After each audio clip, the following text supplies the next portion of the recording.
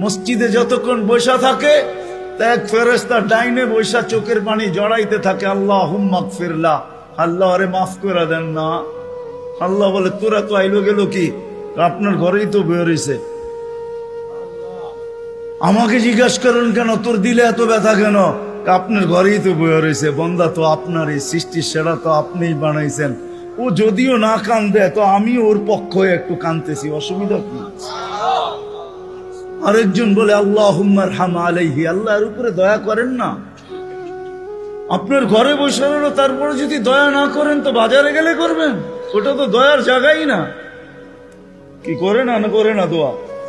যতক্ষণ মসজিদে বসে থাকে আরেকজন নামাজের সোয়াব লিখতে থাকে। আল্লাহ বলে ঘুমায় তো রইল, তুই নামাজের সোয়াব লেখোস না কেন? ঘুমাইলো তো আপনার বাড়িতেই ঘুমাইছে, আর কোথায় ঘুমাইছে? সোয়াব লিখবো না তো লিখবো না কেন? এটাও ফেরেশতা চালায়। আপনি ভাবেন শ্বাস প্রশ্বাস এমনি নেন? কন্ট্রোল রুম আছে, কন্ট্রোল রুম।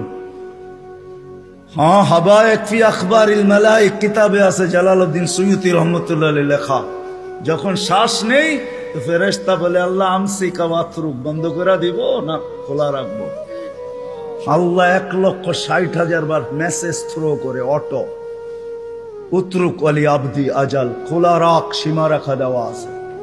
যেদিন সীমা রেখায় আসবে ওই দিন বলবো টানবো তো আর ছাড়তে দিবি না, ছাড়বো তো আর টানতে দিবি না। বিনা দ্বিধায় 1,60,000 বার শ্বাস প্রশ্বাস নিতেছি। আসেন একটু ভাবি।